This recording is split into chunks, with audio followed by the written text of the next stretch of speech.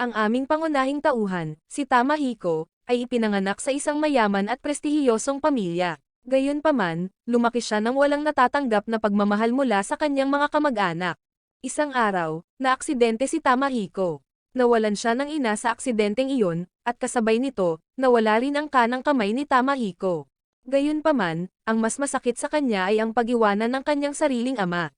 Sa kadahilanang, ang isang prestihiyosong pamilya ay hindi maaaring panatilihin ng isang baldado. Pinalayas siya ng kanyang ama sa bahay.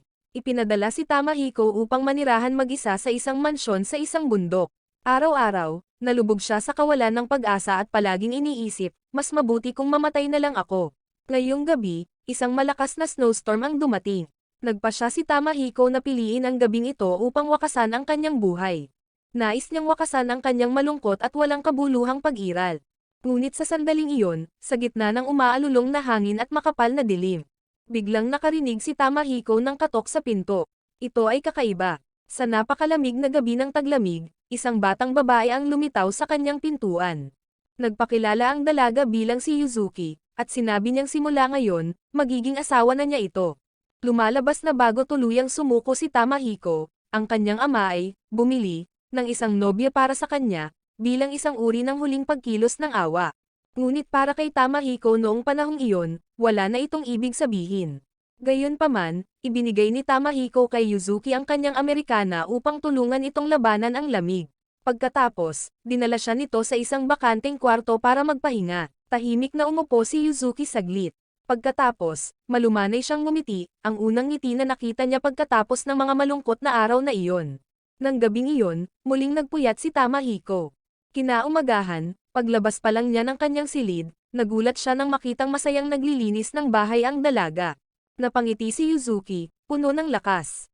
Napansin niya ang mga madilim na bilog sa ilalim ng mga mata ni Tamahiko, at agad siyang lumapit para itanong kung okay lang siya. Nagulat siya sa biglaang pag-aalalang iyon, at lumayo siya. Simula nang dumating siya, unti-unting pinawi ni Yuzuki ang madilim na kapaligiran sa bahay.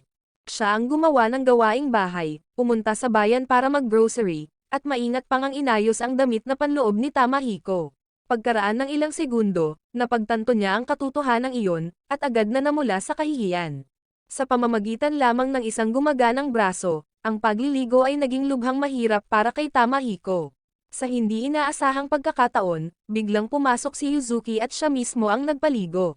Kahit na siya ay kumilos ng napakawalang sala at inosente. Ang totoo, ipinagbili siya para magbayad ng utang. Siguradong nagdadala siya ng kalungkutan na hindi niya maipahayag. Ang pinaka-naguguluhan kay Yuzuki ay hindi ibinebenta. Ngunit sa halip ang kanyang kawalan ng kapanatagan tungkol sa kanyang buhok, nais lamang ni Yuzuki na magkaroon siya ng makinis at tuwid na buhok tulad ng iba. Nang marinig iyon, hindi napigilan ni Tamahiko na matawa. Iyon ang unang pagkakataon na nakita siya ni Yuzuki na ngumiti, na ikinatuwa niya. Pero pagkatapos noon, pinalayas din siya ni Tamahiko sa banyo. Ang pagbabalik tanaw sa nakaraan, ang pagpasok sa paaralan araw-araw ay isang kagalakan para kay Yuzuki. Kumakain siya ng merienda, nakikipagkwentuhan, at nagtatawanan kasama ang kanyang apat na malalapit na kaibigan. Nang malaman nilang kailangan niyang huminto sa pag-aaral para makapag-asawa at makabayad ng utang, labis na nag-alala ang lahat. Ang tanging magagawa lang nila ay tahimik na ipagdasal na sana ay makilala ni Yuzuki ang isang mabait na tao at mamuhay ng masaya. Ngayong gabi ay bisperas ng bagong taon. Ngunit para kay Tamahiko, wala itong ibig sabihin. Hindi na siya muling makatulog at lumabas para maupo mag-isa. Naisip ni Tamahiko ang kanyang ama at mga kapatid, ang mga palaging hindi maganda ang pakikitungo sa kanya mula nang siya ay magkaroon ng kapansanan.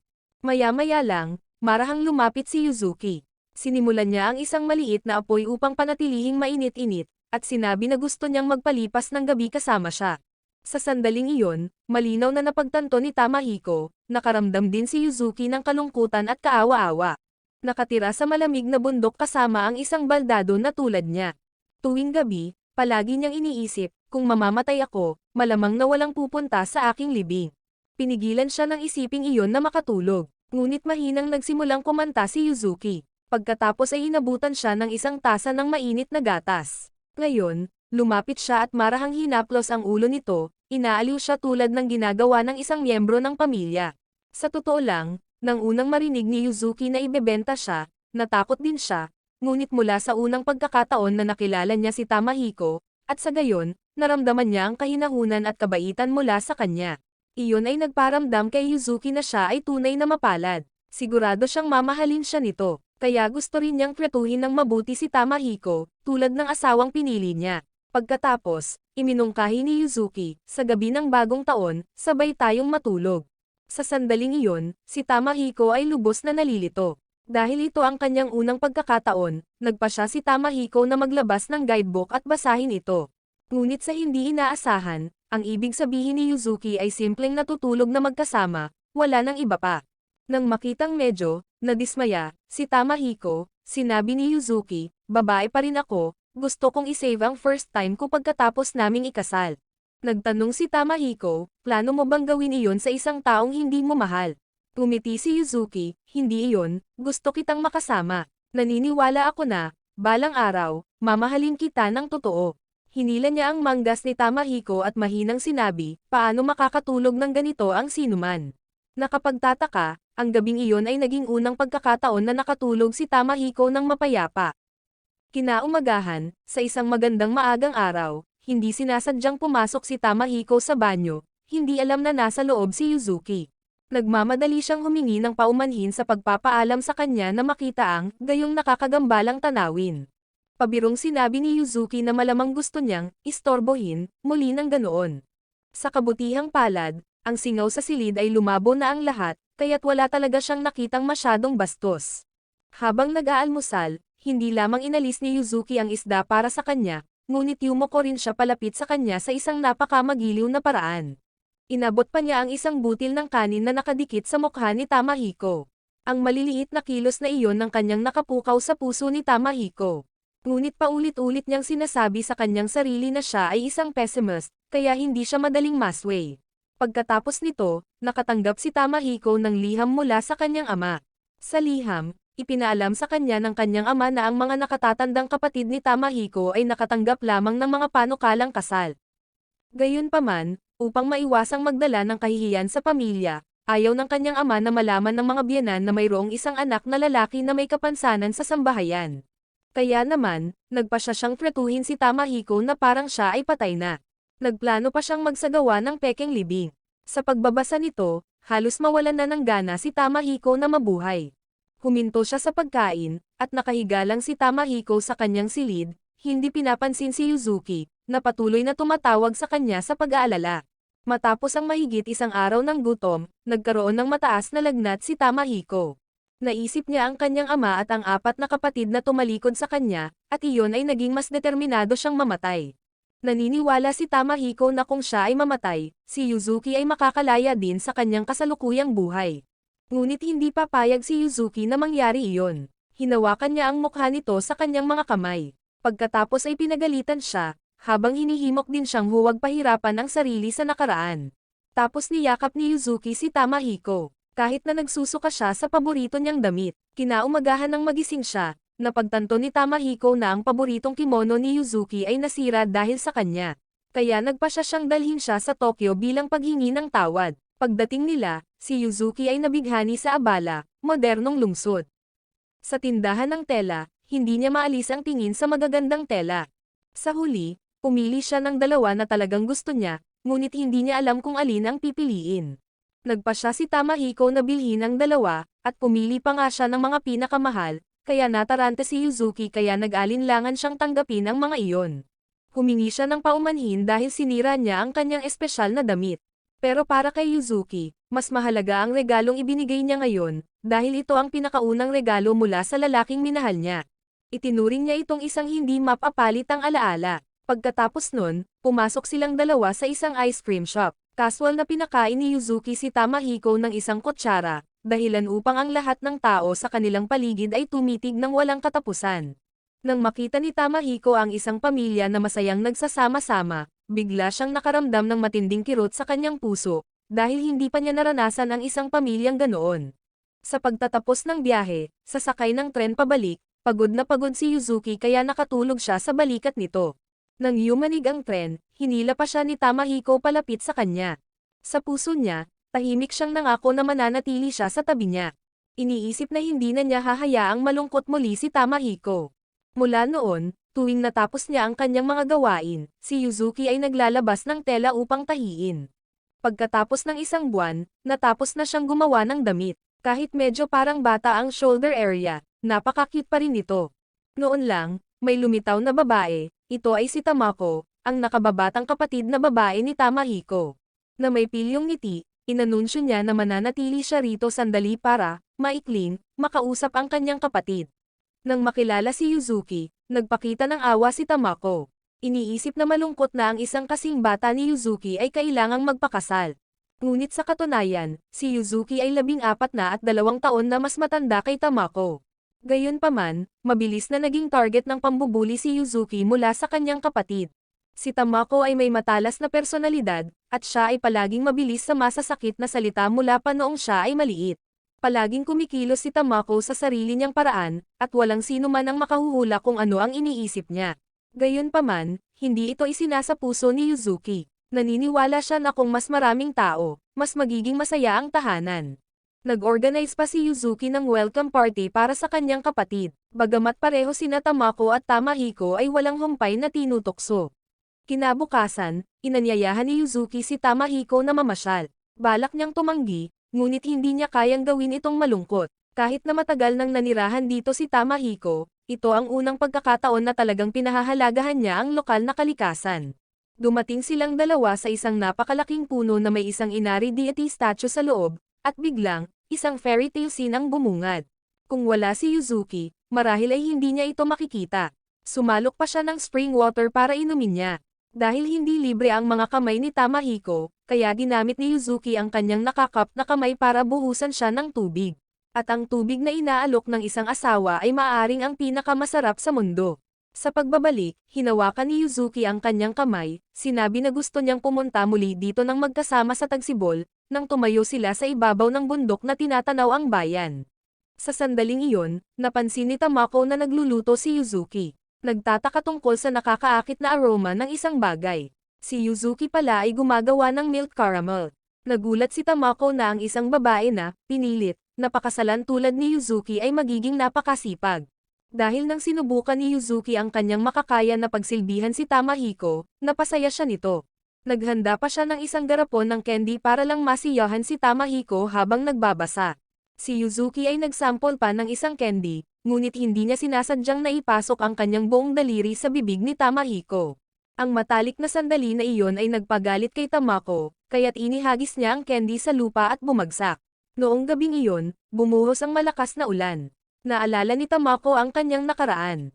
Sa tuwing sinusubukan niyang kausapin ang kanyang ama, tinatanggihan siya nito.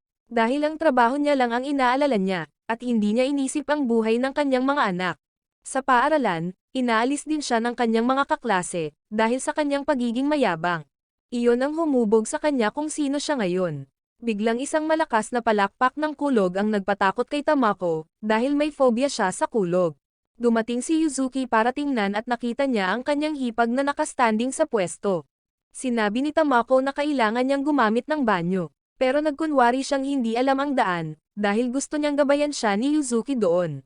Pagkatapos ay isa pang malakas na kulog ang tumama, na nagpasindak kay Tamako, at sa sandaling iyon, nawalan siya ng kontrol at nabasa ang sarili. Mabilis siyang hinila ni Yuzuki papasok ng banyo, habang siya mismo ay kailangang umupo sa labas sa ulan upang magpakulo ng tubig para sa paliguan ni Tamako. Naunawaan ni Yuzuki na si Tamako ay natatakot na mag-isa. Kaya't nagpa siya siyang matulog kasama si Tamako ng gabing iyon, at sa wakas ay ibinahagi nilang dalawa ang kanilang mga puso sa isa't isa. Ibinahagi din ni Tamako ang dahilan kung bakit siya lumipat dito. Minsan na raw niyang naisip na huminto sa pag-aaral. Ngunit nang palagi siyang ikinukumpara kay Tamahiko, gusto niyang makita sa sarili kung anong klaseng tao talaga ang kanyang kapatid, kaya nagpa siya si Tamako na lumipat.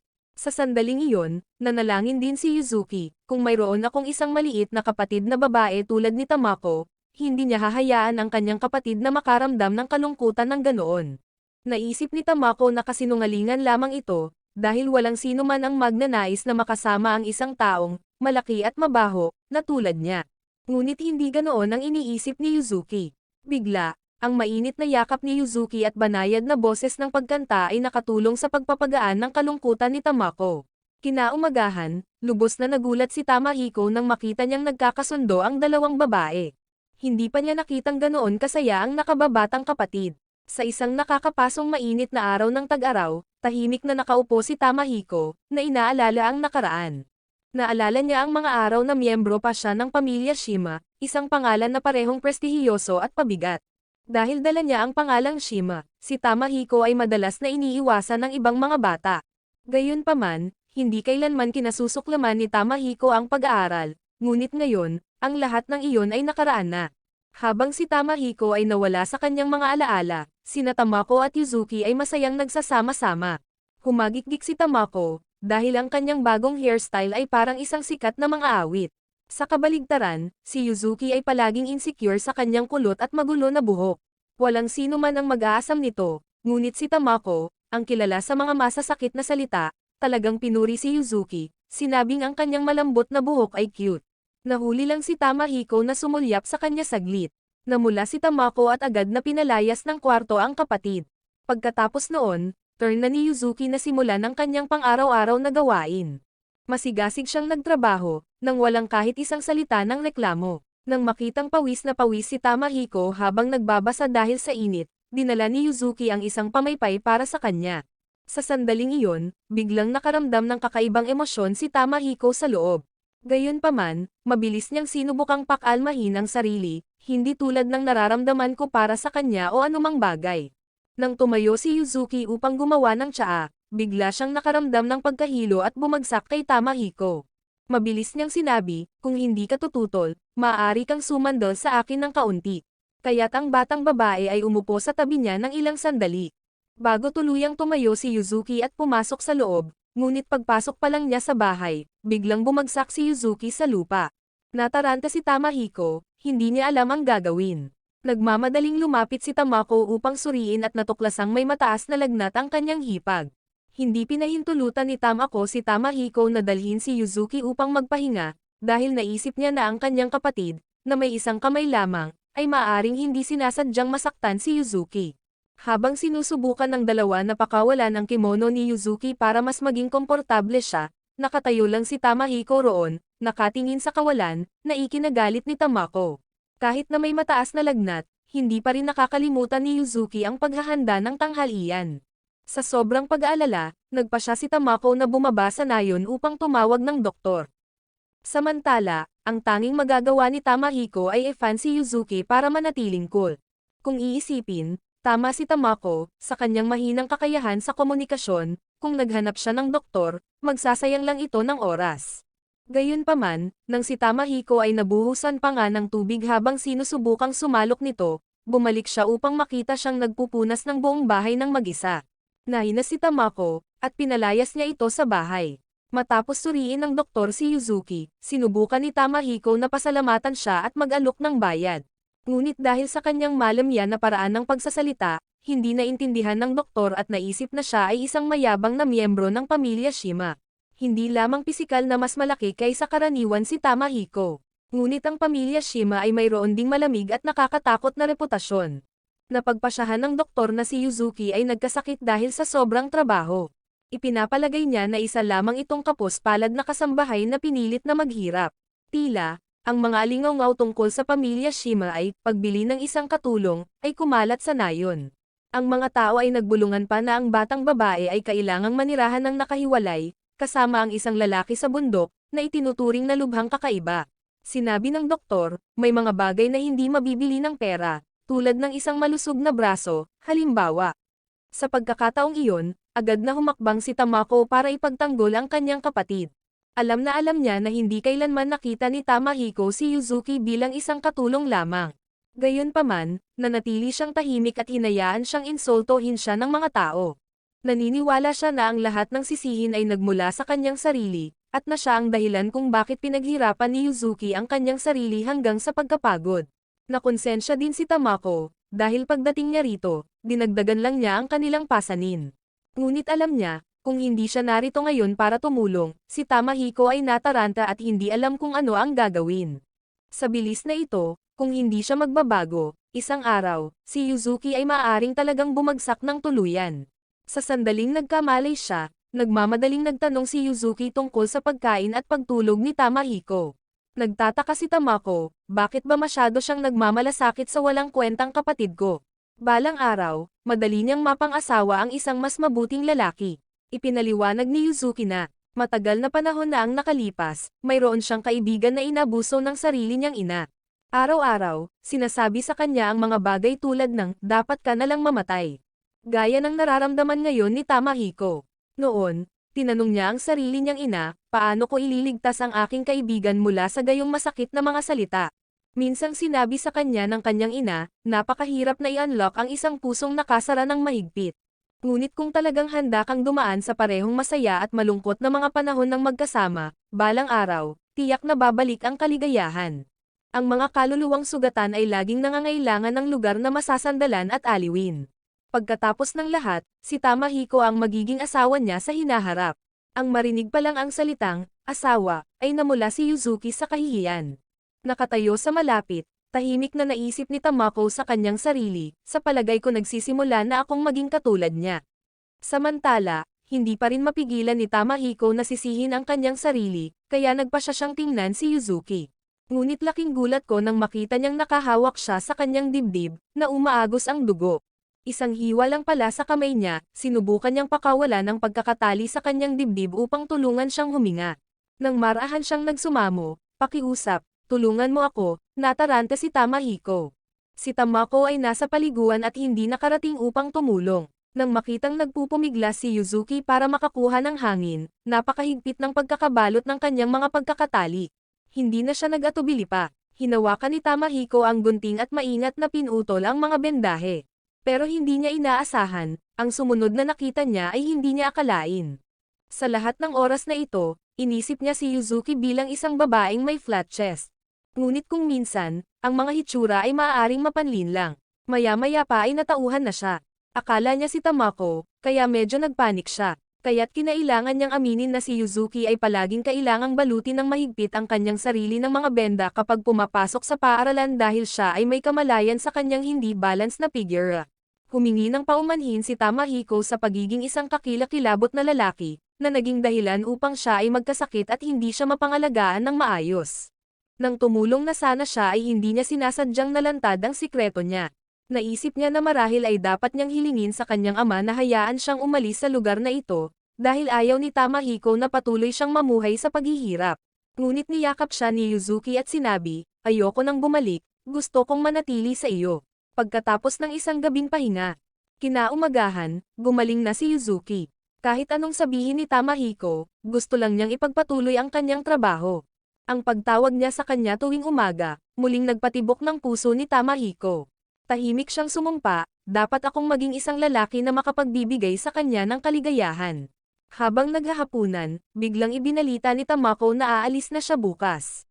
Gusto niyang magsimulang mag-aral para maging isang tunay na doktor. Parehong nagulat sina Tamahiko at Yuzuki sa desisyong ito. Ipinaliwanag ni Tamako na, lilipat siya upang manirahan sa isang tiyuhin na nagpatakbo ng isang ospital, dahil gusto niyang mag-aral at makakuha ng hands-on na karanasan.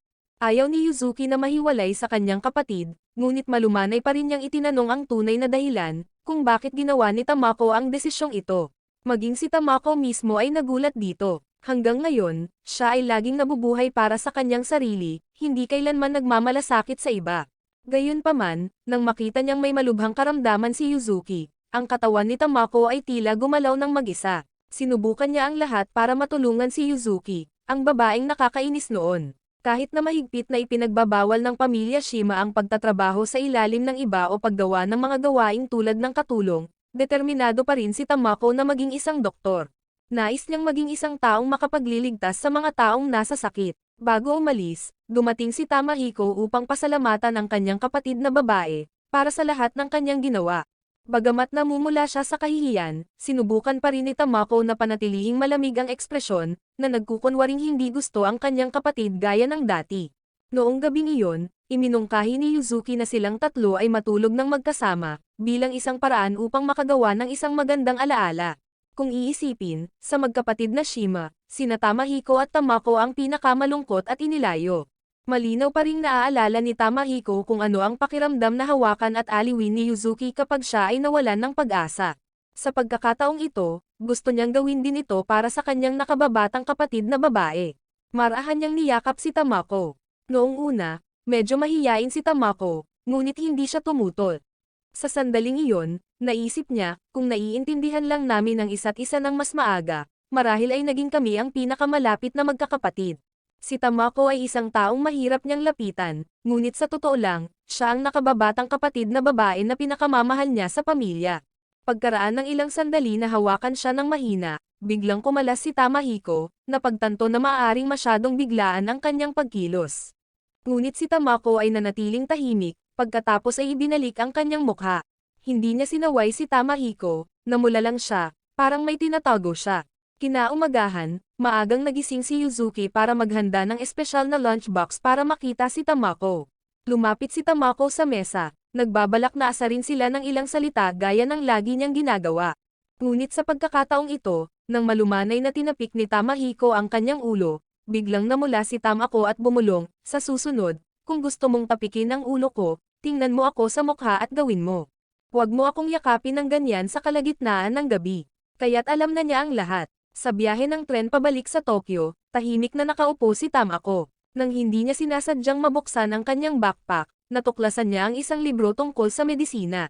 Ito ay regalong lihim na iniwan ng kanyang kapatid para sa kanya.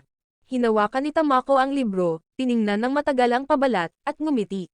Maaring ang dalawang mahal niyang kapatid na iyon ang nagpabago ng kanyang buhay.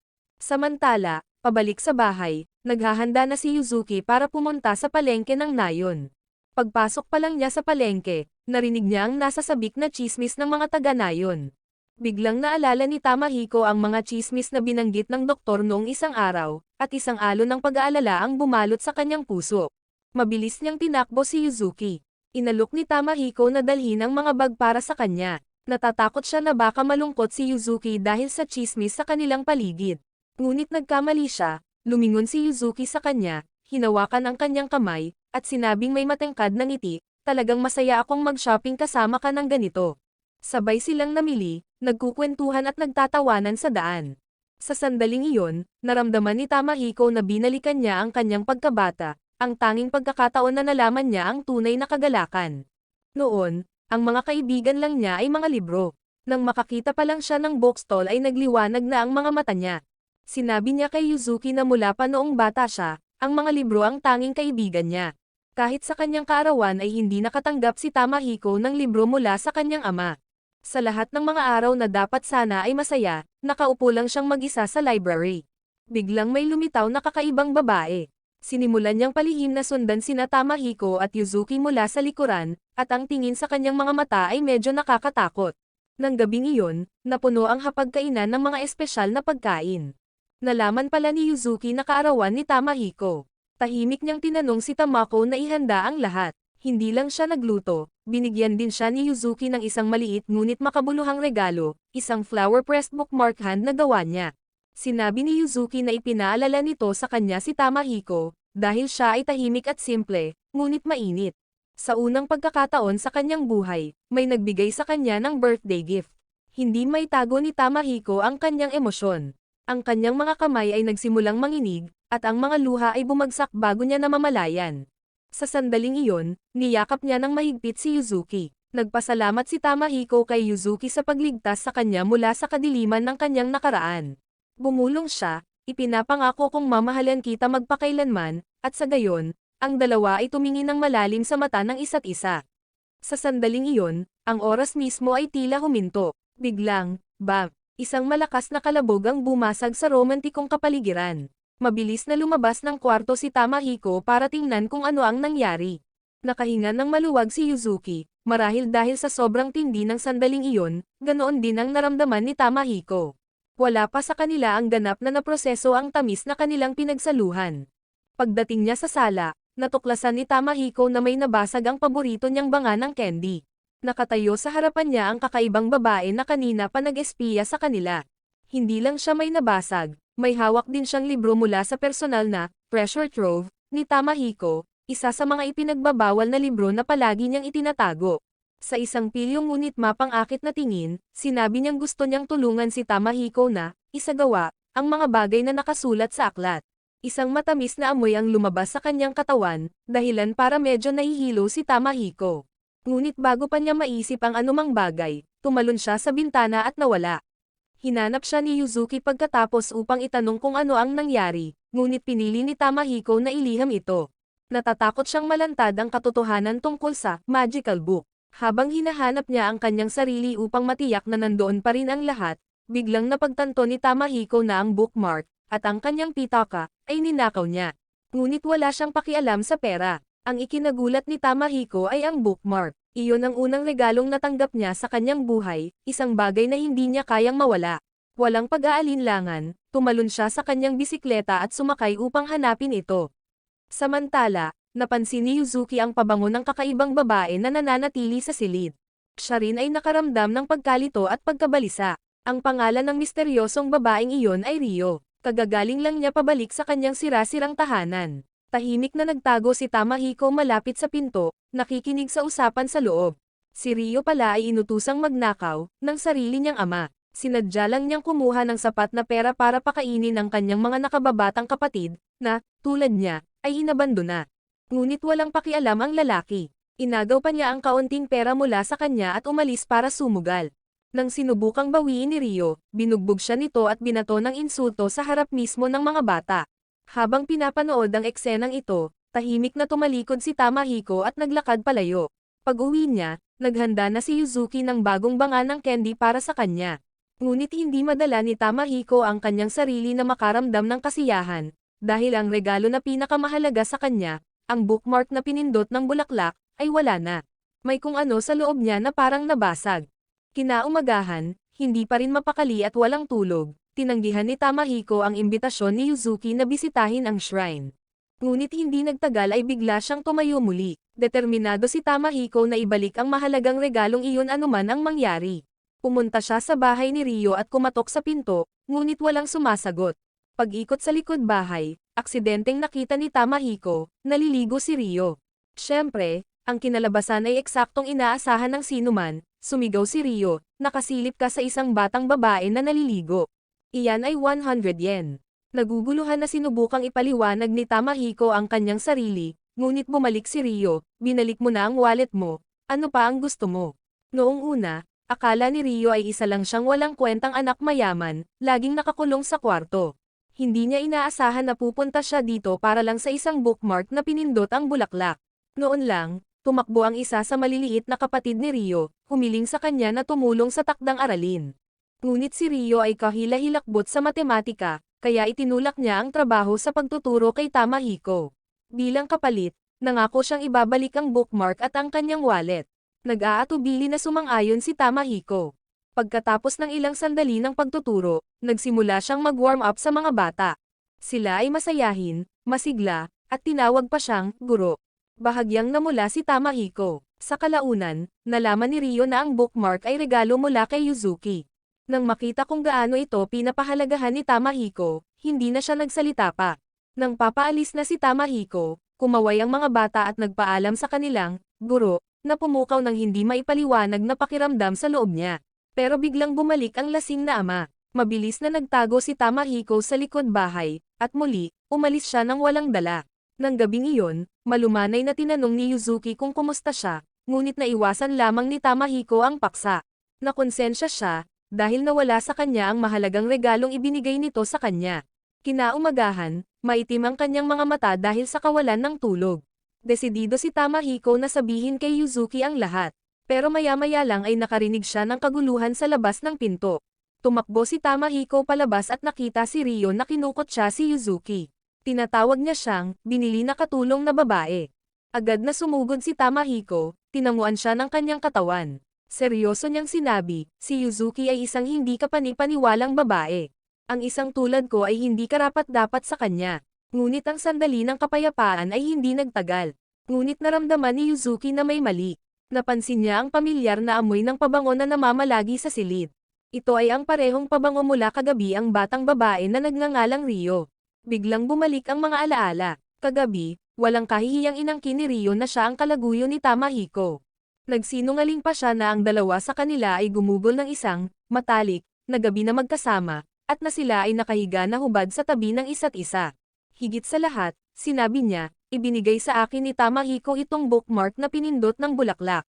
Ang mismong bookmark na ginawa ni Yuzuki na may pagmamahal. Parang dinudurog ang puso niya. Kahit na mabilis na ipinaliwanag ni Tamahiko ang lahat, iginiit na wala sa mga ito ay totoo, si Yuzuki ay nagbigay lamang ng isang mahina, mapait na ngiti at sinabing naniniwala siya sa kanya. Pero iba ang kwento ng nanginginig niyang mga kamay. Sa kanyang harapan, pinunit ni Yuzuki ang bookmark, pagkatapos ay malamig na inalis ang kanyang kamay at umalis nang walang salita. Nang magkaroon ng sapat na gulo, umalis si Ryo sa bahay ni Tamahiko. Pero kakaiba, nakaramdam siya ng paninikip sa dibdib. Paanong ang isang kawawang babae na tulad ni Yuzuki ay mabubuhay ng masaya sa piling ng mahal niya? Bakit kaya naging bitter sa loob si Ryo? Ngunit kinaumagahan, nagulat ang lahat, kumilos si Yuzuki na parang walang nangyari. Nakangiti siya habang ginagawa ang gawaing bahay, nagluluto, at nag-aalaga kay Tamahiko, gaya ng dati. Iyon ang tunay na natakot kay Tamahiko. Hindi dahil sa galit si Yuzuki, kundi dahil sa sobrang galing niyang itago ang sakit. Noon lang, nakatanggap si Tamahiko ng tawag sa telepono mula sa kanyang nakababatang kapatid na babae, si Tamako. Masaya niyang sinabi sa kanya ang tungkol sa bago niyang paaralan, kung saan marami na siyang naging kaibigan. Ang totoong dahilan kung bakit siya tumawag ay para batiin siya ng maligayang kaarawan. Sinadya niyang tumawag noong nakaraang araw, ngunit, naging masyadong abala at nakalimutan, isang mahinang dahilan upang pagtakpan ang kanyang kakulitan. Ngunit kahit nasa ilang salita lamang, masasabi ni Tamako na may mali. Hindi na ito itinago ni Tamahiko. Sinabi niya sa kanya ang lahat, tungkol sa ninakaw na regalo, at kung paano ngumiti si Yuzuki habang umiiyak sa loob. Isang maliit na buntong hininga si Tamako, ang tanga mo, sabi niya, alam mo ba kung anong uri ng bulaklak ang idiniin sa loob ng bookmark na iyon? Ito ay sumisimbolo sa walang hanggang pag-ibig. Siguradong gustong sabihin sa iyo ni Yuzuki, mamahalin kita habang buhay. At ngayon, sa wakas ay naunawaan na ni Tamahiko. Hindi niya namalayang nadurog ang puso ng babaeng pinakamamahal sa kanya. Kaya nagpasya siya, na gawin ang lahat para maibalik hindi lang ang bookmark, kundi pati na rin ang wasak na puso nito. Pagsapit ng gabi, pumasok si Yuzuki sa silid, at nakita si Tamahiko na nakayuko, maingat na pinagdikit-dikit ang bookmark ng bulaklak. Tumingal siya at malumanay na sinabi, sa wakas naiintindihan ko na ang tunay na kahulugan ng regalo mo, at kailangan ko itong ayusin. Sabi ni Tamahiko na may tahimik na desisyon. Umupo si Yuzuki sa tabi niya at marahang ibinahagi ang kanyang nararamdaman. Sinabi niya sa kanya na hindi siya galit tungkol sa regalo mismo, ngunit dahil itinago niya ang lahat sa kanya. Naramdaman ni Yuzuki na may mali sa simula pa lang. Siya ay nababalisa at hindi mapalagay, at ang lalong nagpakaba sa kanya, ay ang makitang lumalapit si Tamahiko sa isang magandang babae tulad ni Ryo. Dahil sa kahihiyan, sinimulan niyang hampasin si Tamahiko gamit ang kanyang mga kamao. Ngunit ang higit pa na sinaktan siya nito, mas lalo siyang nakaramdam ng saya, dahil at least, ibig sabihin may pakialam pa rin siya. Sa wakas, ang bookmark ng bulaklak ay pinagsama-sama, mabuti bilang bago. Paliwanag pa ni Yuzuki, minsan niyang sinabi na ang bulaklak ng Kikyo ay nagpapaalala sa kanya kay Tamahiko, dahil ito rin ay sumisimbolo ng sincerity. Isang malutong na umaga ng taglagas, marahang pinupunasan ni Yuzuki ang mukha ni Tamahiko ng mainit na tela. Matamis at payapa ang eksena, hanggang sa biglang, isang grupo ng mga bata ang tumalon mula sa mga palumpong. Ito ay mga kapatid ni Ryo. Nagustuhan nila si Tamahiko, at gusto nilang bigyan sila ng kanilang guro ng higit pang mga aralin. Bago pa makasagot si Tamahiko, mas maraming bata ang lumitaw ng wala saan. Maaaring na-overwhelm si Yuzuki, ngunit ngumiti lang siya ng mahina at sinabing, mas marami, mas masaya. Itinaas ni Tamahiko ang kanyang manggas at nagsimulang magturo. Sa kanyang mahinahong boses at simpleng mga paliwanag, maging ang pinakamahirap na problema sa matematika ay naging madaling maunawaan.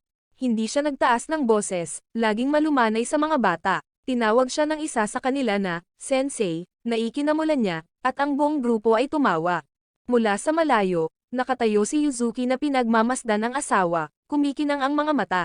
Maya-maya lang, may dumating na hindi inaasahang bisita, si Ryo pala. Dumaan siya upang magluto para sa mga bata, at casual na hinila si Yuzuki pababa sa kusina para tumulong. Mula nang makita niyang pinunit ni Yuzuki ang bookmark, napagtanto ni Ryo na hindi dapat guluhin ang babaeng ito. Ngayon, parang tahimik na sinasabi ni Yuzuki, kung may mga na kunin ang asawa ko, sige at subukan. Pagkatapos noon, umamin si Rio na nagsisi siya. Nagbiro pa siya na baka magkasundo silang tatlo na parang unang asawa at may bahay. Siyempre, nagpapaut ulit kay Yuzuki. Maaring matalas ang dila ni Rio, ngunit walang makakaila sa kanyang dedikasyon sa kanyang mga nakababatang kapatid. Kinaumagahan, nakita ni Tamahiko si Yuzuki na nahihirapang maglinis ng bahay. Mabilis siyang nag-alok ng tulong. Ngunit napagod siya kaya nakatulog siya, halos mahulog sa takore ng mainit na tubig. Sa kabutihang palad, nahuli siya ni Yuzuki sa tamang oras. Dahan-dahan niyang pinatong ang kanyang ulo sa kanyang balikat, at nakatulog siya ng payapa. Nang gabing iyon, biglang nagising si Tamahiko. Narinig niya ang isang malambot at malinaw na boses na kumakanta mula sa porch. Paglabas niya, nadatnan niya si Yuzuki na nakaupong mag-isa, tahimik na umuungol sa malamig na hangin ng gabi, nakasuot ng magaan at maselan na damit. Nagmadali si Tamahiko na balutin siya ng coat, nag-aalala na baka magkasipon si Yuzuki. Tumingal siya at mahinang ngumiti, "Kaarawan ko ngayon," bulong niya, 15 taong gulang lang ako. Ibig sabihin, mula ngayon, legal na siyang matanda para maging asawa niya. Lumaki siyang walang init, hindi minamahal at hindi pinapansin ng kanyang pamilya. Ngunit ngayon, sa tabi ni Tamahiko, pakiramdam niya ay mas kumpleto kaysa dati. Hinila siya ni Tamahiko sa isang mahigpit na yakap, gamit ang tanging braso na natitira sa kanya. Hawak na niya ngayon ang pinakamahalagang babae sa kanyang buhay. At si Tamahiko mismo, ay ganap na nagbago. Ayaw na niyang magtago sa mundo. Nais niyang habulin ang kaligayahan, bumuo ng buhay, hindi tumakbo mula dito. Nagsimula pa siyang mag-isip ng seryoso tungkol sa pagbabalik sa paaralan. Kaya naman nagpasya siyang sumulat sa kanyang ama. Gusto niya ng isa pang pagkakataon, kung makapag-aral siyang mabuti, naniniwala si Tamahiko na makakahanap siya ng trabahong babagay sa kanya, isang bagay na maipagmamalaki niya. At balang araw, sumumpa siya ang magdadala ng kaligayahan kay Yuzuki. Hindi pa sila makapag-asawa, ngunit tuwang-tuwa na si Yuzuki. Dahil sa kanya, ang makasama lang araw-araw, sapat na iyon. Sa mismong sandaling iyon ay hindi napigilan ni Tamahiko ang kanyang emosyon. Yumakap siya at marahang ginawaran ng halik ang labi niya. Sa hindi inaasahang pagkakataon, napakalambot ng labi niya. Sa kabutihang palad, nagsimulang tumunog ang kampana ng bagong taon. Agad na pinawi ang awkward na atmosphere sa pagitan nila. Sa isang magandang umaga, pumunta ang nakababatang kapatid ni Rio sa bahay ni Tamahiko upang magpaalam, dahil magsisimula na siyang magtrabaho sa isang malaking tindahan. Sa sandaling iyon, sinubukan niyang kumilos ng malakas, ngunit hindi niya maitago ang kanyang kalungkutan. Gabi na, biglang tumakbo si Rio sa bahay ni Tamahiko. Nawala na pala ang nakababatang kapatid niya. Agad namang naghiwalay ang tatlo para hanapin siya. Bagamat bata pa, si Ryotaro ay palaging emosyonal na suporta ng kanyang kapatid sa panahon ng mahihirap na panahon. Kung may mangyari man sa kanya, mawawalan ng ganang mabuhay si Rio. Sa wakas, natagpuan nila si Ryotaro na natutulog sa isang storage shed. Napaluha siya, na nagsasabing ayaw niyang pumasok sa trabaho. Ngunit naisip niyang hindi na siya makakauwi, at hindi na niya makikita ang kanyang kapatid na babae at mga kapatid. Nang marinig ito, marahan siyang inaliw ni Tamahiko. Sinabi niya kay Ryotaro na mula pa noong bata pa siya, maraming tao na ang nakilala ni Tamahiko na nagtatrabaho ng malayo sa bahay. Nagbakasyon silang lahat para makauwi sa kanilang sariling bayan. Ang ilan ay nagdala pa ng kanilang buong pamilya upang bisitahin ang Tokyo. Naisip niya ang araw na maaari niyang dalhin ang kanyang buong pamilya sa mga paglalakbay kung saan-saan, at nagsimulang baguhin ni Ryotaro ang kanyang paraan ng pag-iisip. Sakto namang dumating si Rio. Agad niyang niyakap ang kanyang nakababatang kapatid, at ang dalawa ay bumagsak sa lupa sa emosyon. Noong una, ayaw niyang paalisin si Ryotaro, ngunit sa pagkakataong ito, talagang gusto niyang magtrabaho. Umaasa si Ryotaro na balang araw, madadala niya ang kanyang kapatid na babae sa maraming lugar. Sa araw ng paalam, gumawa si Yuzuki ng isang bag ng candies para makakain ni Ryotaro sa daan.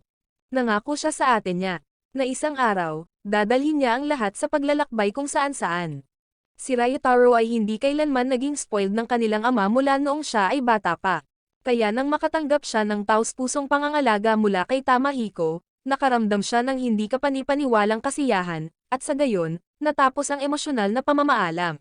Samantala, paulit-ulit, nagpadala si Tamahiko ng mga liham sa kanyang ama, na ipinapahayag ang kanyang nais na bumalik sa paaralan. Ngunit wala siyang natanggap na tugon. Sa kabilang banda, patuloy na nakikipagpalitan ng liham si Yuzuki sa kanyang mga kaibigan. Isang araw, may dumating na liham para kay Tamahiko. Ito pala ay mula sa kanyang tiyuhin, na nagpapatakbo ng isang ospital. Sa liham, sinabi niyang si Tamako ay nag-aaral ng mabuti, at nangarap itong maging isang doktor. Sinabi na rin ni Tamako sa kanya ang lahat tungkol kay Tamahiko. Ipinahayag ng tiyuhin ang kanyang intensyon na suportahan ang edukasyon ni Tamahiko bilang kahalili ng kanyang ama. Agad na tumawag si Tamahiko para magpasalamat, pagkatapos ay ipinagpatuloy niya ang kanyang sarili sa pag-aaral araw at gabi. Habang nagre-review siya ng mga lessons, biglang dumating si Rio sa bahay niya. Narinig niya pala na babalik si Tamahiko sa paaralan. Kaya nais ni Rio na tumulong sa pagluluto bilang isang paraan upang ipakita ang kanyang pasasalamat. Isang araw, tuwang-tuwa si Yuzuki at ang mga bata, nang mabalitaan nilang darating ang sikat na mga awit na si Katori upang magtanghal sa kanilang lugar. Nakiusap ang mga bata kay Tamahiko na sumama sa kanila, dahil naisip nila na mas magiging masaya si Yuzuki kung darating din siya. Sa kanyang cute na hitsura at matamis na boses, binihag ni Katori ang lahat.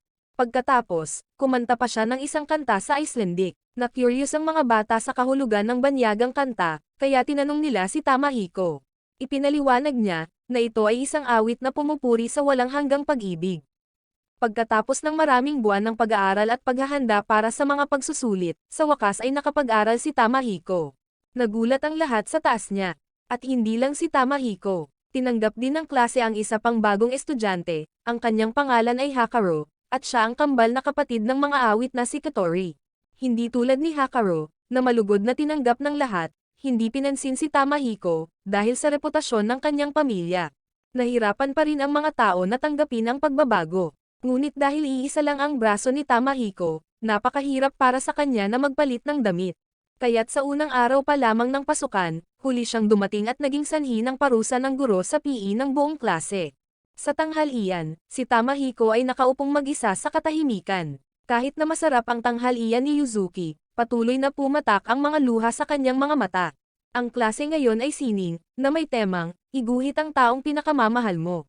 Gusto ni Hakaru na maupo sa tabi ni Tamahiko at magkasamang gumawa ng assignment. Sinubukan niyang pigilan ito, ngunit nauwi sa pagtawa. Nang makita niya ang pagguhit ni Tamahiko kay Yuzuki, ang pagguhit ay nagpaalala sa kanya ng kanyang lolo. Habang ang dalawa sa kanila ay patuloy na nag-aaway, sila ay pinarusahan ng guro. Kailangang umupo ang dalawa at mag-sketch ng mga portrait ng isa't isa. Pumunta si Hakaru sa bahay ni Tamahiko para tapusin ang assignment, at malugod siyang tinanggap ni Yuzuki. Sinubukan ni Hakaru na magsimula ng mga pag-uusap para mas makapagsalita si Tamahiko. Nang tanungin ni Yuzuki kung kamusta ang pasok, nagsinungaling si Tamahiko at sinabing lahat ng tao sa paaralan ay mabait sa kanya. Nang marinig iyon, gumaan ang pakiramdam ni Yuzuki, dahil naisip niya na sa wakas ay nagkaroon na ng mga kaibigan ang kanyang asawa. Matapos tapusin ang kanilang mga guhit, ipinahayag ni Hakaru na narinig niya ang kanilang buong pag-uusap kanina. Nakonsensya si Tamahiko at balak niyang sabihin kay Yuzuki ang totoo. Ngunit pinayuhan siya ni Hakaru, sa halip na ipaliwanag, gawing katotohanan ang mga salitang iyon. Habang kumakain, nang tawagin siya ni Hakaru na isang kaibigan, labis na naantig si Tamahiko. Kinabukasan, dumating ulit si Hakaru. Sa pagkakataong ito, dinala pa niya si Katori, na labis na ikinagulat ni Yuzuki kaya natigilan siya sa kinatatayuan. Sa sandaling nakilala niya si Yuzuki, sabik na hiniling ni Katori na turuan siya tungkol sa pag-ibig. Lumalabas na nagtatrabaho siya sa isang magazine para sa mga batang babae, at nakatanggap ng maraming tanong na may kaugnayan sa pag-iibigan. Kaya naman nagplano si Katori na magsulat ng isang kanta para hikayatin ang pag-ibig ng kabataan. Gayunpaman, wala siyang karanasan sa lugar na iyon. Sa kabutihang palad, salamat sa pagpapakilala ni Hakaru, nakilala niya ang isang mag-asawang may napakatamis na relasyon, sina Yuzuki at Tamahiko. Nais ni Katori na gumamit ng musika para mawala ang kalungkutan, at nais niyang magbigay ng mga ngiti sa mukha ng lahat. Para sa ilang kadahilanan, si Hakaru ay tila hindi masyadong interesado sa musika ng kanyang kapatid na babae. Tila ba bawat kilos nila ay pinagmamasdan ng mabuti ni Katori. Nang magsimulang galugarin ni Katori ang melody para sa kanyang kanta, nagpakita ang mga bata. Sila ay ganap na natigilan nang makita si Katori, at nakalimutan ang lahat tungkol sa pag-aaral, naging nasasabik sa pag-aaral na kumanta sa halip. Maging sina Yuzuki at Rio ay sumama. Kinabukasan, nang pumasok si Tamahiko sa paaralan, napansin ni Tamahiko na nakalimutan ng isang kaklase ang kanilang lapis sa bahay. Dahil sa panghihikayat ni Hakaru, nag-ipon siya ng lakas ng loob, at pinahiram ni Tamahiko ang estudyante ng sarili niyang lapis. Pagkatapos nito, naglabas pa si Hakaru ng isang, matanda, na magazine na kabibili lang ni Tamahiko. Dahil dito, nagsimulang magbukas ang klase ng mas madalas, at nagsimula silang makipag-usap kay Tamahiko ng mas madalas. Gayunpaman, kakaiba, hanggang ngayon, si Katori lang ang bumibisita sa bahay ni Tamahiko. Habang si Hakaru naman ay umiwas. Parang sinasadya niyang iwasan ang kapatid. Sa bahay, ibinahagi ni Yuzuki ang kanyang mga nakaraang karanasan kay Tamahiko, at ang kanyang damdamin sa kanyang banayad na katapatan. Ang mga salita sa puso ni Yuzuki ay naging mapagkukunan ng inspirasyon para kay Katori. Ngunit isang nakakagulat na katotohanan ang nahayag, noon, si Hakaru talaga ang mas mahal ang musika kaysa kay Katori. Nagtataka, sinabi ni Yuzuki kay Tamahiko ang tungkol dito. Pakiramdam niya ay maaaring konektado ito sa kung bakit iniiwasan ni Hakaru si Katori. Kinabukasan, direktang tinanong ni Tamahiko si Hakaru tungkol dito. Napag-alaman na si Hakaru ang unang naghabol ng musika, at madalas siyang tinitingala ni Katori. Ngunit isang araw, nagkaroon siya ng malubhang karamdaman, na naging dahilan upang hindi na kumanta si Hakaru. Kaya ipinasa ni Hakaru ang kanyang minamahal na instrumento sa kanyang kapatid na babae. Labis din ang sama ng loob ni Katori, kaya minsan ay pinilit niya ang kanyang kapatid na bumalik sa musika pagkatapos nitong gumaling.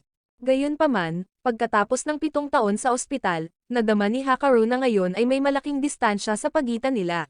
Dahil doon, sumuko siya sa kanyang pangarap na musika. Si Tamahiko, na naramdaman na si Hakaru ay maaaring makaramdam ng kaunting selos kay Katori, ay nagbahagi ng kanyang sariling kwento. Nagsalita si Tamahiko tungkol sa kung paano siya iniligtas ni Yuzuki, at hinikayat niya si Hakaru bilang kapalit. Ipinaalala nito kay Hakaru ang pangako niya noon sa kanyang kapatid. Kinabukasan, dumagsa ang mga taga-nayon upang marinig ang pagganap ni Katori. Ngunit ang ikinagulat ng lahat ay hiniling ni Hakaru na magtanghal ng isang kanta kasama ang kanyang kapatid na babae. Hindi may tago ni Katori ang kanyang pagkamangha, dahil ito ay isang malumanay na kanta na madalas na pinatugtog ng magkapatid noong sila ay maliliit pa. Nang matapos ang pagtatanghal, sa wakas ay nadiskubre nilang dalawa ang dati nilang mga ngiti. Opisyal ding pinasimula ni Katori ang kanyang kanta tungkol sa pag-ibig, na inspirasyon ng relasyon ni Yuzuki at Tamahiko. Isa itong napakalalim na emosyonal na kanta, na nag-iwan ng pangmatagalang impresyon sa puso ng mga nakikinig. Habang pauwi, hiniling ni Yuzuki kay Tamahiko na turuan siya kung paano sumakay ng bisikleta. Gusto niyang mag-enjoy silang sumakay sa mga ride sa hinaharap. Gayunpaman, nanumpa si Tamahiko, mula ngayon hanggang magpakailanman, siya ang palaging magiging lalaking magdadala sa kanya kahit saan. Ang mag-asawa ay laging magkasama magpakailanman. Si Tamahiko ay nasa summer break, at sinamantala niya ang pagkakataong magsulat ng liham sa kanyang tiyuhin. Ang mga kaibigan at mga kapitbahay na bata ay madalas na bumisita. Pinupuno ang bahay ng masayang enerhiya. Samantala, si Yuzuki ay nagbabasa ng sulat mula kay Midori, na kanyang malapit na kaibigan. Sa pagsulyap pa lamang sa ekspresyon ni Yuzuki, naramdaman na ni Tamahiko na may nakakagulat na nangyari. Si Midori ay buntis at malapit ng ikasal. Nauna na pala siya bago ang kasal. Ang fiancé ni Midori ay isang mamamahayag na nagtatrabaho sa isang pahayagan, at sila ay nagde-date mula pa noong simula ng taon. Maging malapit sina Yuzuki at Midori mula noong unang taon nila sa paaralan, kaya tunay na masaya siya para sa kanyang kaibigan. Gayunpaman, lumipat si Midori sa malayo upang manirahan kasama ang pamilya ng kanyang asawa, kaya nahihirapan silang magkita muli. Gusto ni Yuzuki na makilala si Midori sa huling pagkakataon habang nasa Tokyo pa siya.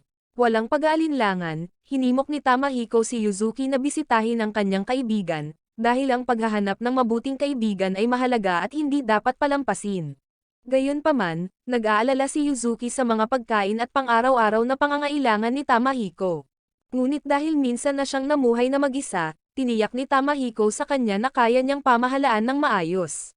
Dinala niya siya sa dambana ng nayon ng Diyos ng pagkamayabong. Habang nagdadasal siya para sa kaibigan, lihim ding hinihiling ni Yuzuki na balang araw, kapag nagkaanak na siya, muli siyang dalhin ng asawa niya rito.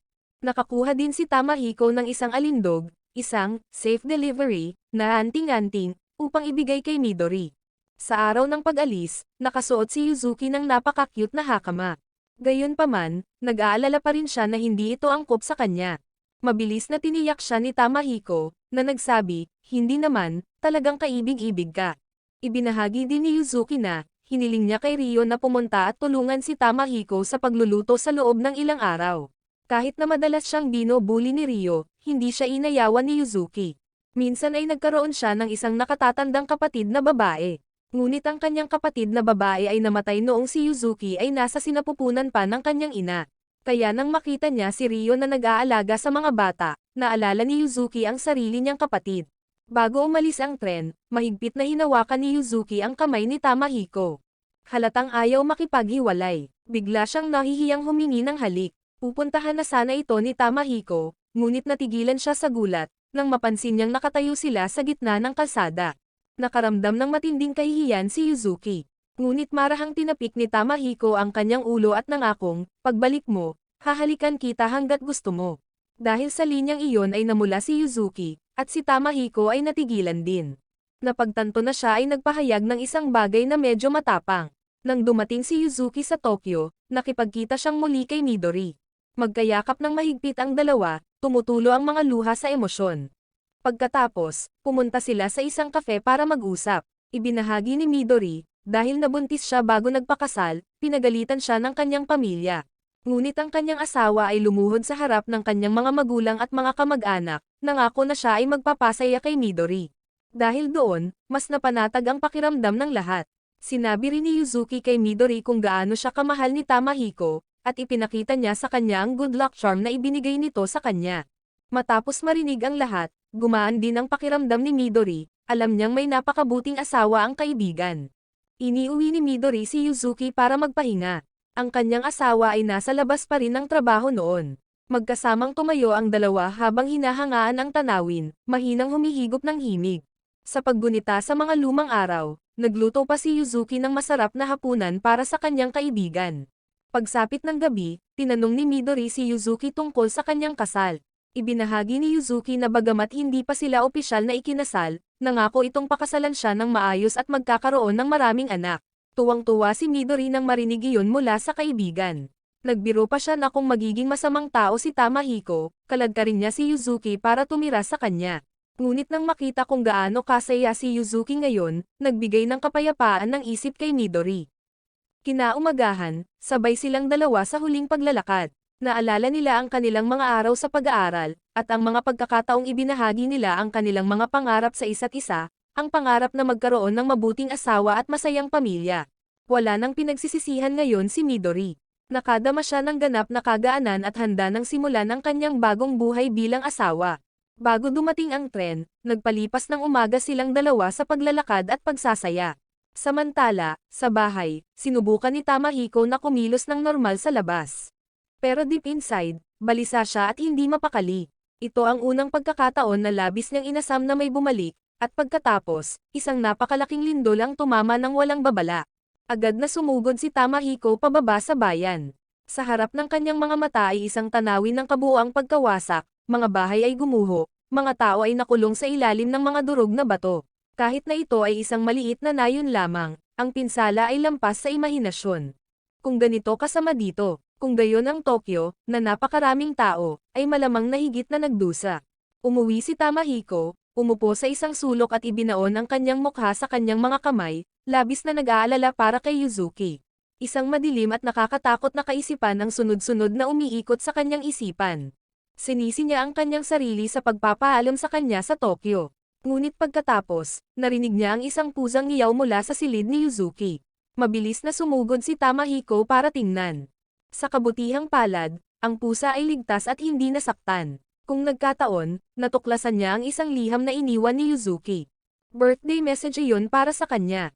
Kasama ang isang hand-knitted scarf at isang pares ng wool gloves na siya mismo ang gumawa para sa kanya. Kahit na paralisado ang kanang kamay niya, gumawa rin siya ng matching set para sa sarili niya. Umaasa na kapag dumating ang taglamig, maaari silang maglakad ng magkasama sa malamig na mga kalye, magkahawak kamay. Sa pag-iisip pa lamang tungkol doon, hindi na kayang manatili pa ni Tamahiko. Nagpasya siya, kailangan niyang hanapin si Yuzuki. Bago umalis, nag-iwan siya ng note na nakadikit sa pinto. Kung sakaling bumalik siya, malalaman niyang hinahanap siya nito. Pinilit ni Ryo na sumama sa kanya, dahil gusto niyang hanapin ang kanyang nakababatang kapatid na lalaki, si Ryutaro, na nagtatrabaho rin noon sa Tokyo. Nanatili ang mga bata upang tumulong sa mga taga-nayon. Sinabi sa kanila ni Tamahiko, kung makakita kayo ng sinumang nawalan ng tahanan, dalhin sila upang manatili sa aking bahay. Ang paglalakbay mula sa nayon patungong Tokyo ay aabot ng halos 2 araw sa paglalakad. Ganun pa man, hindi nagreklamo si Rio. Nang gabing iyon, nagpahinga sila sa isang maliit na dambana. Sa pamamagitan lamang ng isang gumaganang kamay, nagawa pa rin ni Tamahiko na gumawa ng ilang rice balls upang kainin sa daan. Nang sa wakas ay dumating na sila, ang Tokyo ay naging isang buhay na impyerno. Ang lungsod ay halos ganap na nawasak. Ang estasyon ng Tokyo ay ang tanging lugar na nakatayo pa rin, napakaraming tao ang nagtipon doon upang maghanap ng kanlungan. Sinigaw ni Tamahiko ang pangalan ni Yuzuki, paulit-ulit, sa gitna ng nagngangalit na mga tao. Ngunit siya ay sobrang pagod, sa huli ay bumagsak siya. Pagkagising niya ay nakaupo sa tabi niya ang kanyang tiyuhin. Dumating na sa Tokyo ang mga relief team mula sa buong bansa. Sinabihan siya ng kanyang tiyuhin na magpahinga. Ngunit tumanggi si Tamahiko. Tumayo siya at ipinagpatuloy ang desperadong paghahanap niya kay Yuzuki. Laking gulat ng kanyang tiyuhin sa laki ng pagbabago ng dati niyang pamangkin na walang pakialam. Maging si Tamako ay iba na ngayon. Pareho nilang binati si Tamahiko ng swerte at sana ay makakasama niyang muli ang kanyang magiging asawa sa lalong madaling panahon. Naghiwalay sina Tamahiko at Tamako para hanapin siya. Nagpost pa siya ng mga missing person notice sa taas na natural na hitsura ni Yuzuki. Sana makakita siya ng isa. Ngunit habang patuloy silang naghanap, lalo itong nawawalan ng pag-asa. Nakakasakit ng damdamin ang makitang mga bangkay na nakakalat sa lahat ng dako, at halos mawalan ng lakas si Tamahiko para magpatuloy. Sa kabutihang palad, naroon si Tamako upang palakasin ang loob niya. Umiyak siya ng husto, ngunit tumanggi siyang bitawan ang kamay ng kanyang kapatid. Pagsapit ng gabi, nakita nila ang isang mukhang kainahinalang babae na nakatayo sa isang tulay. Sa takot na baka tumalon siya, sinugod siya ng mga ito. Pero ito pala, pasimple siyang nagdadasal. Nakita nila ang alindog sa kanyang kamay, at napagtanto ni Tamahiko na ito ay kay Midori. Agad niyang tinanong si Yuzuki. Nabulunan si Midori at sinabing, pagkatapos sumiklab ang apoy, pinaghiwalay kami ng mga tao. Paggising ko, nasa medical station na ako, ngunit wala na si Yuzuki. Sa sandaling iyon, humingi ng tawad si Midori, dahil siya ang nag-invite kay Yuzuki sa Tokyo. Ngunit hindi siya sinisisi ni Tamahiko. Sa halip, nagtanong siya tungkol sa sanggol na dinadala niya. Hiniling niya kay Tamako na manatili at alagaan si Midori, habang patuloy niyang hinahanap si Yuzuki. Binaliktad niya ang bawat katawan sa guho, at ito ay isang gabing walang tulog. Naalala niya ang kanin na niluluto ni Yuzuki, habang tahimik na tumutulo ang mga luha sa kanyang mukha. Bigla, nasagasaan niya si Nakatori at Hakaru, na kumakanta at namimigay ng pagkain sa paligid ng Tokyo para pasiglahin ang mga tao. Binigyan nila siya ng rice ball at comforting words. Gusto siyang bigyan ng lakas ng dalawa. Sa mga oras na iyon, natagpuan ni Rio ang kanyang nakababatang kapatid. Ang mga taga-nayon ay ligtas ding sumilong sa bahay ni Tamahiko. Si Tamahiko pa rin ang tanging naghahanap sa kanyang minamahal. Noon lang, inagaw ng isang maliit na bata ang kanin na kanyang iniipon. Ngunit ang nakababatang kapatid na babae ng bata ay nahulog, kaya bumalik siya upang humingi ng tawad at ibinalik ang kanin. Hindi naman nagalit si Tamahiko. Sa halip, pinagsaluhan niya ang kanin sa dalawang bata. Sinabi nila na naglalakbay sila kasama ang isang batang babae na hindi kamag-anak, ngunit isang taong nagligtas sa batang babae mula sa pagkahulog sa ilog. Nang tanungin ni Tamahiko ang pangalan ng babae, si Yuzuki pala iyon. Kaya agad siyang pumasok sa loob. Sa sandaling iyon, siya ay walang malay, ngunit ang paghinga ni Yuzuki ay panay, at ang kanyang katawan ay mainit pa rin. Pagkatapos ay inutusan niya ang dalawang bata na hanapin si Katori at in-update siya sa sitwasyon. Pagkatapos ay itinali niya ang kamay ni Yuzuki sa kanyang kamay at tumakbo ng mabilis hanggang sa makakaya niya patungo sa medical station. Sa kanyang kawalan ng malay, si Yuzuki ay nanaginip na siya ay nawala sa isang snowstorm. Nais lamang niyang bumalik sa tabi ni Tamahiko. Naalala niya ang unang pagkikita nila, nang tawagin siya ng kanyang ama na, pasanin ng pamilya. Ngunit para kay Yuzuki, siya ang unang taong nagtrato sa kanya ng may init at kabaitan. Nang sumiklab ang apoy, nahiwalay siya kay Midori. Kaya't mag-isang gumala si Yuzuki sa mga guho at nakilala ang dalawang bata. Pagkatapos noon, nahimatay siya. Sa kaibuturan ng kanyang isip, isa lang ang hiling niya, ang makita si Tamahiko sa huling pagkakataon. Sa wakas, nagising siya, Nasa harapan niya ang taong matagal na niyang inaasam nang malapit na siyang mamatay. Umiiyak siya at tinatawag ang pangalan niya. Niyakap siya ni Yuzuki ng mahigpit, at ni isa sa kanila ay hindi napigilan ang kanilang mga emosyon, kaya't naghalikan sila sa gitna ng karamihan habang patuloy niyang sinasabi, "Mahal kita." Pagkatapos noon, tuwang-tuwa ang lahat nang malaman nilang ligtas ang lahat. Hiniling niya kay Tamahiko na pakainin siya ng lugaw na parang bata. Sa sandaling iyon, lumitaw ang ama at nakatatandang kapatid na babae ni Tamahiko. Dumating siya upang pilitin ang kanyang nakababatang kapatid na huminto sa pagbibigay ng tulong, at bumalik upang alagaan ang kanyang nasugatan na panganay na anak. Ngunit tumanggi ang tiyuhin, kaya't umalis ang ama, habang si Tamahiko ay nakadama ng kagalakan nang malaman na buhay pa ang kanyang ama. Makalipas ang isang buwan, bumalik ang buong grupo sa nayon. Natuklasan nila ang isang mainit na bukal sa malapit na ang mga taga-nayon lamang ang nakakaalam. Tuwang-tuwa ang mga babae, lalo na nang mapansin nila ang bukol sa tiyan ni Yuzuki, na pagtanto na ito ay senyales na siya ay buntis. Naisip ni Katori si Yuzuki sa lahat ng uri ng kasuotan, na nagpabaliw kay Tamahiko sa tuwa. Nagtawanan ang lahat at masayang naglaro. Nagpahinga si Tamahiko at ang mga bata sa hot spring.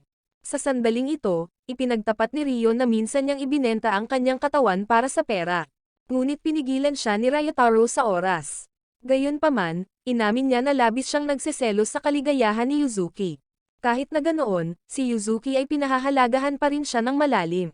Samantala, lantarang nagselos si Tamako, dahil nakita niya kung gaano kalapit si Rio sa kanyang hipag. Nais din ni Tamako na magkaroon ng mga pag-uusap na ganoon. Pag-uwi ni Tamahiko, nakita niyang tumatakbo ang mga bata para batiin siya ng maligayang kaarawan. Kahit gabi na, ang lahat ay naghanda ng isang engranding handaan ng sama-sama. Pagkatapos noon, pumunta ulit silang dalawa sa Inari Shrine. Ipinagtapat muli ni Yuzuki ang kanyang pagmamahal sa kanya. Alam niyang hindi niya dapat gawin, ngunit gusto pa rin ni Yuzuki na hawakan ang kamay ni Tamahiko at halikan siya ng maraming beses. Dahil talagang pinahahalagahan niya ang pagmamahal na mayroon siya sa buhay na ito. Maraming salamat sa panonood, sana nag-enjoy ka sa anime na ito. Mag-subscribe at pindutin ang notification bell upang updated ka lagi sa mga bagong video na may upload namin, at para makatutok sa higit pang Tagalog anime recap, magkita tayo sa susunod.